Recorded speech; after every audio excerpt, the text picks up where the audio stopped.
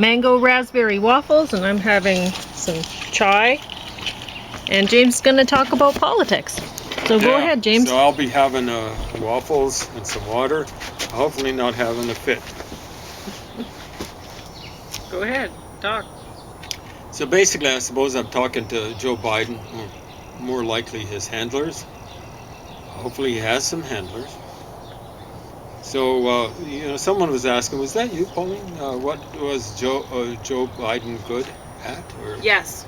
It was Pauline. I was asking why, question. Because, he was elected for some reason. What's his strength, right? So, And so I should have said good for nothing. But that's better than Trump. Because good for nothing is just a zero is way better than something that's hugely in the minus. And if you don't believe me, experience the weather here in Lethbridge right now. It's around zero, kind of Sierra. And when you get 40 below, I've experienced that maybe a couple of times in my life. It's pretty miserable. And Donald Trump, when it comes to what he's good for, he's like 40 below. He's a very miserable.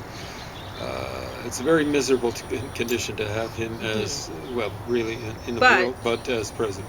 Joe Biden, what James said for response to my question was that he was good at negotiations. Yeah, he's kind of like a horse trader. I think he got a bit of a reputation in the houses of Congress. I guess he was a senator or something like that. For doing horse trading. I'll deal with you here, give you a bit of a deal here if you give me a bit of a break there, so on and so forth. Well, there comes a time where horse trading, just you're dealing with someone who's going to try to steal you blind. And we're talking about Putin. There's no dealing with this guy. There's only one way of dealing with him, and that's sticking a shotgun up his snoot. I'm not suggesting any other sort of orifices or anything like that, and telling him to back off. I'm not saying kill him or anything like that, but what I'm saying, I'm talking figuratively, you have to deal with meet force with greater force. Can't be the equal sort of force.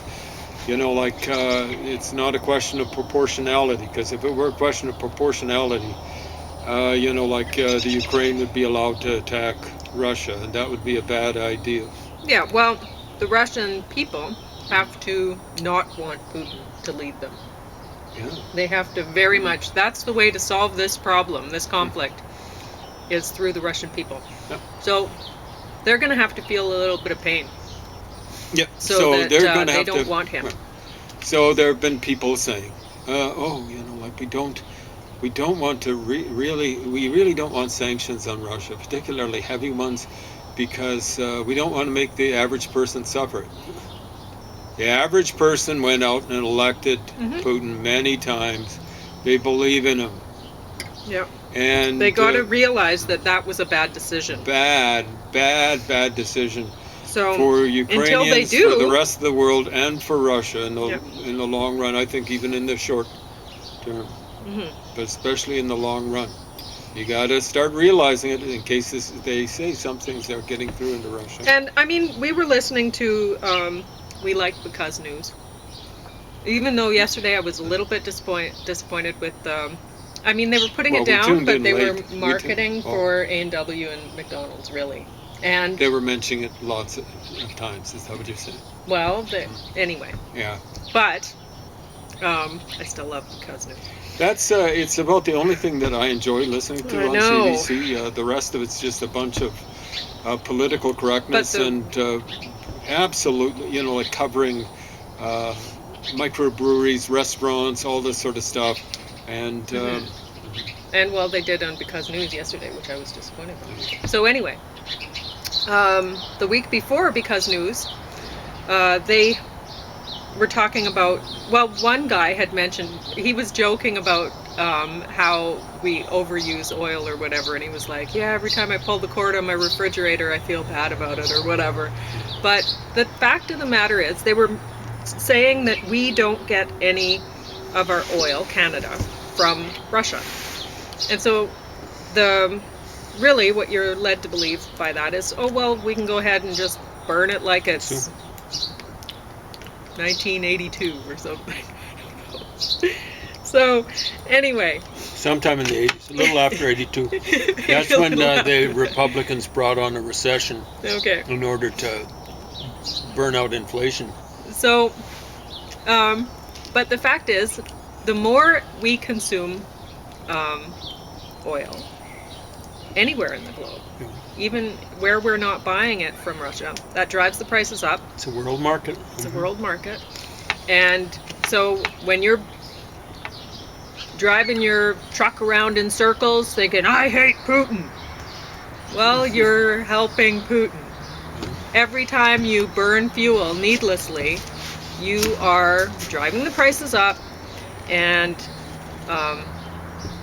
you're helping him win against the Ukraine and helping him defeat democracy.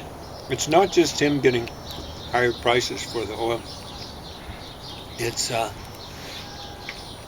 setting the rest of the world up for a recession. It might even be depression deep at this time out, depending on how high the oil prices go. And the problem is, we've seen with COVID how fractious the population is. They can't be bothered to put on masks. Yeah. They can't be bothered to do social distancing.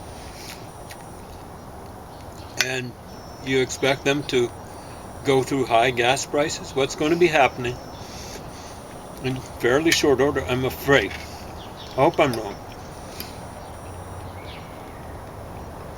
As people who are supporting Ukrainians now will say, oh, why don't they surrender? So we can open up the spigots to Russia. And then Putin has all of the Ukraine's land and really, when it comes down to it, you don't need oil.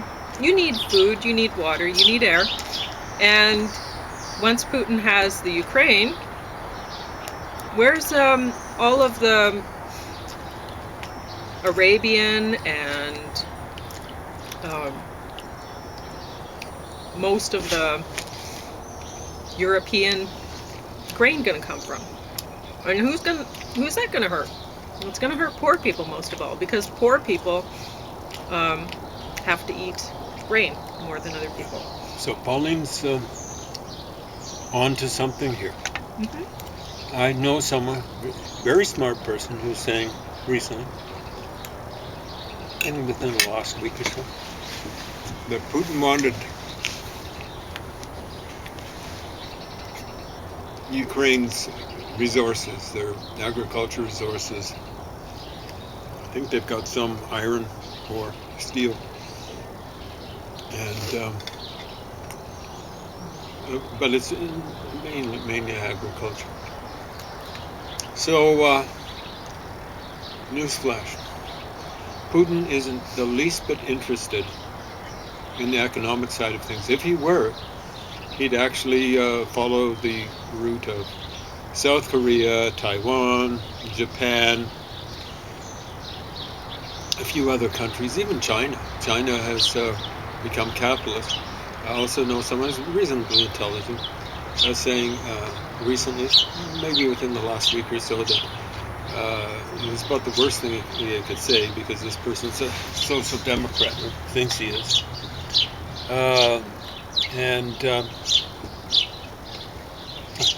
He was saying Putin's a capitalist. I just on the phone, I was shaking my head. I didn't say much or anything. I'm not a capitalist. Capitalists actually, their economies go up, and they. No, he's not as much of a communist as his predecessors in Russia, because he's actually got the Russian agricultural system working well. The commies of the 60s, 70s, and I gather the 80s of the last century were some of the biggest food importers in the world. Maybe the biggest. I think China might have surpassed them. Both commie entities. And Now they're at least competent enough with agriculture that they've got beautiful soil in parts, and not the greatest climate aside from Ukraine, but beautiful soil. Chernozem it's called, major league expanses of the former Soviet Union. They've got good soil, and now the Ukraine and Russia provide 30% of the world's oil, wheat exports, for example. They've gone from, under the economy, strictly speaking, they've gone from being major league, heavy importers to being major league exporters. See how that goes? See, communism doesn't work, and socialism of that sort, it's not like a zero, it's a minus. That's how bad it was under the commies. But he's still a commie. And how is he a commie? He's a commie in the sense that he believes in controlling the economy, at least somewhat, and controlling people. Not maybe as much of a totalitarian as, let's say, Stalin, but geez, I mean, that's working your way down from, way up from the ninth and not the first circle. The ninth, you might get the reference if you actually have done a little bit of reading. But the ninth circle of hell. So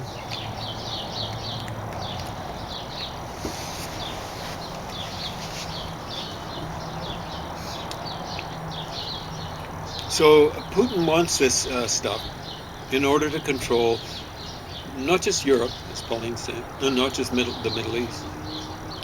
You know, like he's been involved in messing around with the politics in Europe, and most importantly in the United States, by supporting Donald Trump and, yes, are you ready, you Fogoshis? Bernie Sanders is going to be weeping and gnashing of teeth when I say this. He was doing that to divide, and he did it quite successfully, divide and conquer the American political entity, to see whether he wins. So he wants to control the world, or at least the non-People's Republic of China world, and eventually defeat the People's Republic of China. So he and Steve Bannon, who was for a while campaign manager for Donald Trump, they have this view of fighting China. And the big trouble is they don't believe in fighting it as the free world. It's Bannon doesn't believe in freedom, and Putin most obviously and emphatically doesn't believe in freedom. So back to Joe Biden. Biden, wake up, okay? We're fighting World War IV, whether you want it or not, whether you realize it or not. We're fighting World War IV against Putin. We're at the stage of the game where, you know, there are mutatis mutandis, there are all sorts of differences, where the rest of the world was vis-a-vis Hitler in the 30s, not 1939, earlier. You can nip this in the bud with some bloodshed, but a lot less than if you let this go on. But you got to get serious, and you got to start realizing what's happening. Huh? The easiest solution to this, you got to do three things to the Russians, okay? That's the Russians, not Putin. The Russians control, it's Putin was saying, he's complaining about Biden saying yesterday, good God, something like that. We've got to get rid of this man, or talking about Putin. Huh? And then Putin came up with a statement, it's up to the Russians to decide who rules Russia. You're absolutely right, Puto. And I'm talking to you Russians, you'd better decide pretty quick. Now, a long time back, a guy called Barack Obama, who handled the economy pretty well in the United States. But that's the general way the Democrats are. That's the way they've been since 1929, actually. Way better than the Republicans. Just check the figures out if you don't believe me, because I know you don't believe me. But the Democrats have handled the economy in the United States much better than the Republicans. The Republicans, I believe, have had 10 recessions since 1947, while the Democrats have had one weensy. This is the smallest you can have for 2 quarters. Back in 1979, they've had one. In that period of time, the Democrats have balanced the budget. Yeah, the tax and spend. Democrats have handled the budget better. Less debt, less deficit. Okay? Check the figures out. You don't believe me? I know you don't. Especially you phony right wingers. You stupid. Not globalization right wingers and stuff like that. You corporatist. You apologists for the corporations. Check it out. You guys, you're lousy. You're lousy on handling the stock market. Generally, under the Democrats, the stock market, weirdly enough, a measure kind of like the business health in the United States, has performed better, the Democrats, than the Republicans. It's stunning how much better the Democrats have handled. But Barack Obama was a babe in the woods when it came to foreign policy. He's the guy who let ISIS go. He's the guy who let Boko Haram go in Africa, bombing Libya to get rid of Muammar Gaddafi, out of the frying pan into the fire.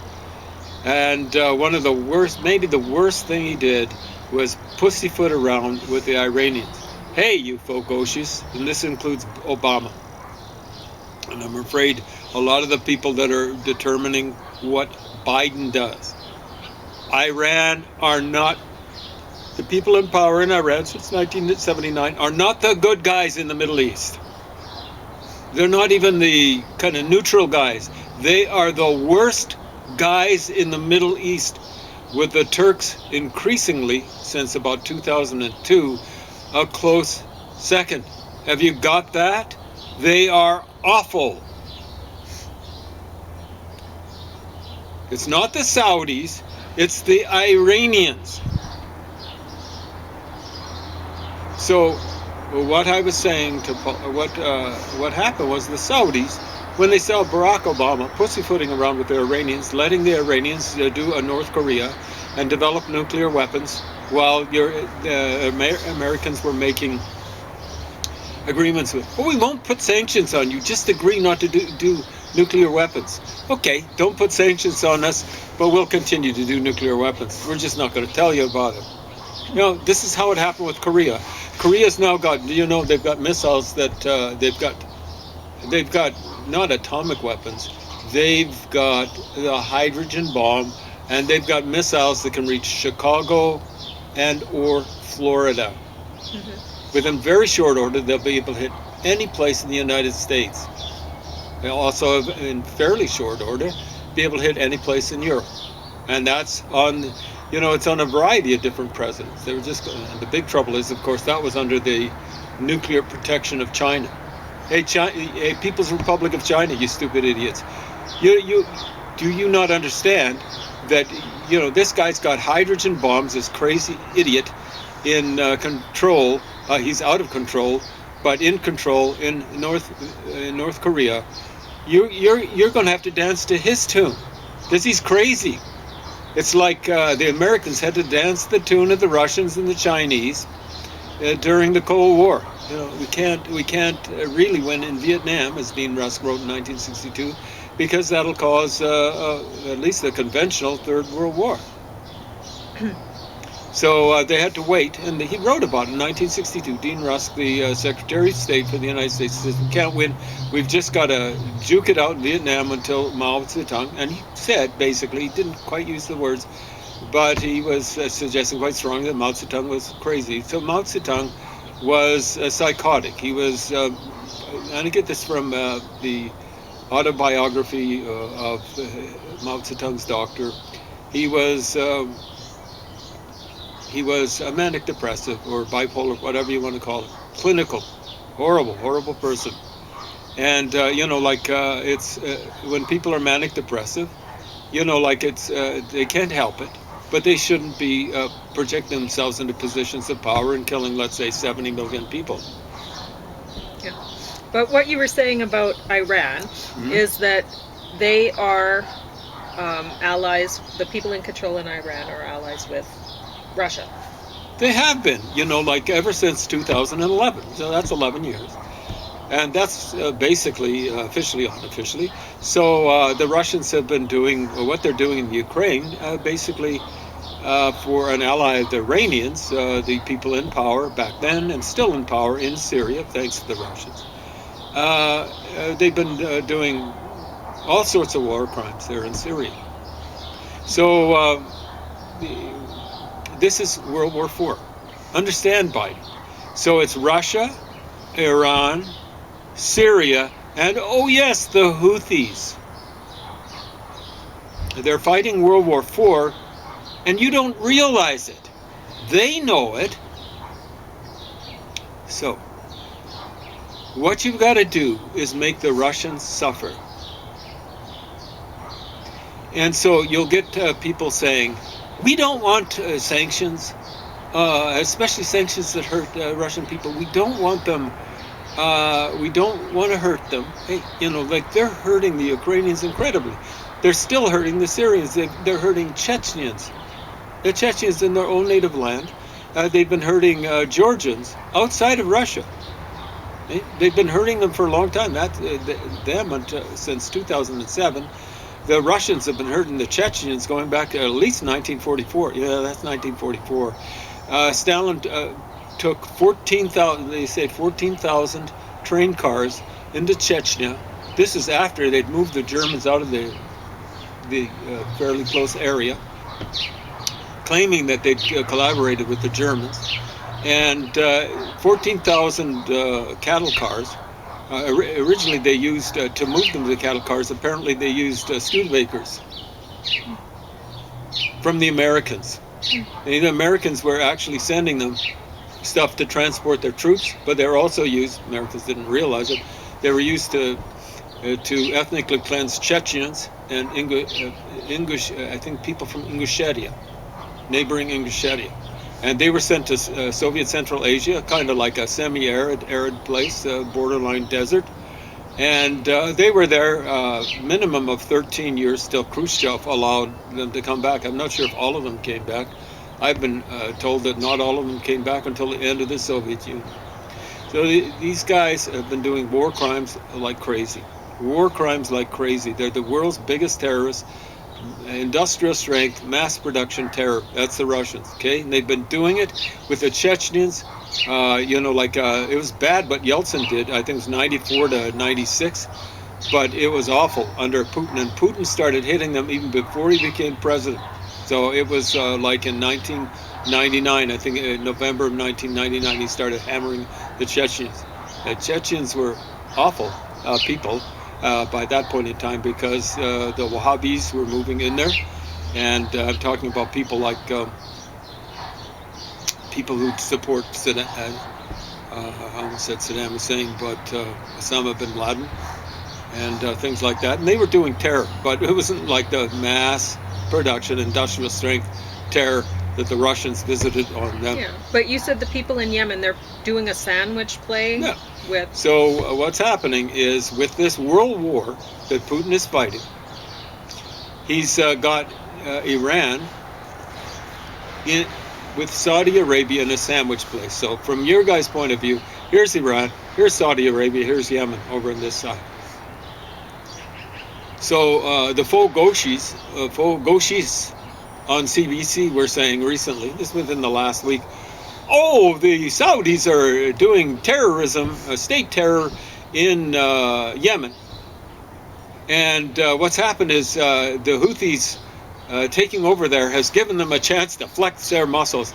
The Saudis, actually, if you look at them throughout the history of the Cold War, have had hardly any active foreign policy. This is one of the reasons why the Americans went with them as allies, because basically the Americans are saying, who's got the least amount of foreign policy, will ally with them. So the Iranians, the Houthis are Shia, like the Iranians. But they're in the minority Saudis. in Yemen. They are.